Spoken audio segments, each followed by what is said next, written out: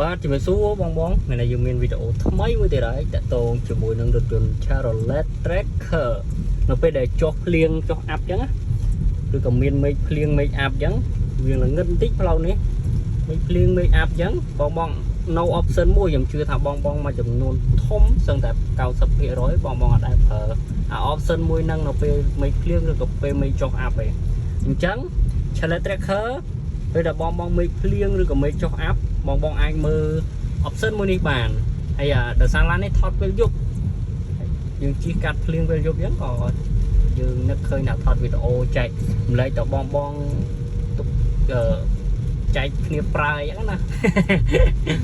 បងនៅពេលដែលមេឃភ្លៀងមាន option មួយតាក់ទងជាមួយនឹង option កម្ដៅកញ្ចក់ option កម្ដៅកញ្ចក់កញ្ចក់មើលក្រោយឆ្វេងស្ដាំហើយនឹងកញ្ចក់មកផ្ទាំងក្រោយនៅជាប់ទ្វារខាងក្រោយទ្វារទី5ខាងក្រោយហ្នឹងជឿថាបងមួយចំនួនធំអត់ទាន់ដែលបានប្រើអា option មួយហ្នឹងទេអញ្ចឹង option មួយហ្នឹងនៅពេលភ្លៀងមុខងារវាសម្រាប់ធ្វើអីនៅពេលភ្លៀងបង option មួយហ្នឹងគឺពិតជាសំខាន់មែនទែនតែបងតែងតែមើលរំលងឬក៏អត់ទាន់ដឹងពីរបៀបនៃការប្រើប្រាស់ option មួយហ្នឹងអញ្ចឹងណាឥឡូវវាល្ងឹតវាពិបាកមើលដែរឥឡូវបងមើល option មួយហ្នឹងនេះ option ហ្នឹងគឺនេះបងឃើញទេនេះ option មួយនេះណាពេលដែលចុចវាទៅគឺកញ្ចក់ឆ្វេងស្ដាំចក់មើលក្រោយឆ្វេងស្ដាំហ្នឹងនេះហើយនឹងកញ្ចក់ខាងនោះព្រមទាំងកញ្ចក់មើលក្រោយអាកញ្ចក់មកផ្ទាំងក្រោយជាប់ទ្វារខាងក្រោយហ្នឹងវានឹងកម្ដៅអូតូម៉ាទិកមានន័យថាវាកម្ដៅសីតុណ្ហភាពឲ្យវារៀងក្តៅកុំឲ្យវាមានជាប់អាប់ឬក៏ជាប់ដំណក់ភ្លៀងខ្លាំងអញ្ចឹងនៅពេលដែលបងជិះកាត់អាកាសធាតុត្រជាក់ពីច្រើនគឺមើលទៅក្រោយនឹងអត់ចង់ឃើញទេមែនទេអញ្ចឹងបងអាចប្រើ option មួយហ្នឹងបានចុចគ្រាន់តែចុចប៊ូតុងមួយប៊ូតុងហ្នឹងនៅចំកណ្ដាលនេះកណ្ដាលកន្លែងបជាម៉ាស៊ីនត្រជាក់ហ្នឹងព្រោះតែនៅប៊ូតុងខាងស្ដាំខាងក្រោមស្ដាំក្រោមបងឃើញប៊ូតុងមួយហ្នឹងមានសញ្ញាព្រួយឡើងលើនេះពណ៌ភ្លើងពណ៌លឿងហ្នឹងបងចុចប៊ូតុងហ្នឹងទៅកញ្ចក់មើលក្រោយសងខាងហើយនឹងកញ្ចក់មកផ្ទាំងក្រោយវានឹងកម្ដៅដល់អូតូម៉ាទិកហើយសម្រាប់ Chevrolet Tracker បើកពេលយប់វារៀងពិបាកបើកបន្តិចភាសាភ្លើងវាអត់សូវភ្លឺនេះភ្លើងវាមើលផ្លូវអត់សូវឃើញទេបើពេលយប់ផ្លូវងឹតផ្លូវឆ្ងាយអញ្ចឹងផ្លូវខេត្តជាពិសេសផ្លូវខេត្តបណ្ដោះក្នុងក្រុងស្រួលមើលវិញ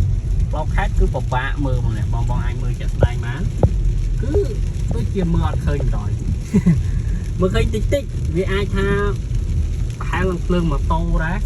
អញ្ចឹងបងដែលរៀបចំទិញ Chevrolet Tracker ឬក៏កំពុងតែប្រើប្រាស់ Chevrolet Tracker អាចពិចារណាទៅលើ option កម្ដៅកញ្ចក់ហើយនឹងអាចមើលភ្លើងនឹងបានភ្លើងវារៀងអត់សូវភ្លើងច្បាស់ទេសម្រាប់ពេលយប់ណាអញ្ចឹងបងអាចមើលជាក់ស្ដែងទៅភ្លើងវាបានប៉ុណ្ណឹងគឺមិនសូវច្បាស់ទេរៀងស្ទើយំទៅស្ទើពិបាកមើលផ្លូវអញ្ចឹងបងអាចយកទៅបន្ថែមភ្លើងបើសិនជាបងអត់ត្រូវការធានាពីក្រុមហ៊ុនបើបងត្រូវការធានាពីក្រុមហ៊ុនក៏ទ្រាំមើលផ្លូវល្ងឹតអញ្ចឹងទៅនិយាយលេងទេប៉ុន្តែវាជាការពិតអូខេបងអរគុណច្រើនសម្រាប់ការតាមដានទស្សនាវីដេអូមួយនេះពីដើមរហូតដល់ចប់ហើយកុំភ្លេចចុច like និង share នៅវីដេអូមួយនេះម្នាក់មួយផងដើម្បីទទួលបានវីដេអូថ្មីពីខ្ញុំបន្តទៀតហើយវីដេអូនេះខ្ញុំផុសហើយខ្ញុំនៅថតពេលថ្ងៃឲ្យបងមើលទៀតបើសិនជាមានបើកឡានកាត់ភ្លៀងពេលថ្ងៃអញ្ចឹងណាបងខ្ញុំថតឲ្យបងមើលម្ដងទៀតថា option ហ្នឹងវាមានអត្ថប្រយោជន៍មិនព្រោះពេលយប់យើងគ្រាន់តែបានបង្ហាញពីរបៀបនៃការប្រើប្រាស់ប៉ុន្តែមើលអត់ឃើញថា option ហ្នឹងវាសំខាន់ប៉ុណ្ណាទេដោយសារពេលយប់យើងមើលទៅវាមើលអត់ច្បាស់នេះបងឲ្យមើលជាក់ស្ដែងអញ្ចឹងបងតាមដានទស្សនាវីដេអូក្រោយមកតង់ទៀតហើយក៏អរគុណច្រើនសម្រាប់ការតាមដានទស្សនាវីដេអូមួយនេះពីដើមរហូតដល់ចប់កុំភ្លេចចុច like និង share នៅវីដេអូមួយនេះម្នាក់មួយផងដើម្បីផ្ដល់ព័ត៌មានឬក៏ផ្ដល់ដំណឹងនេះទៅប្រិយមិត្តបងប្អូនដែលកំពុងតែប្រើប្រាស់រថយន្ត Chevrolet Tracker ទាំងអស់គ្នាអរគុណច្រើនបាយ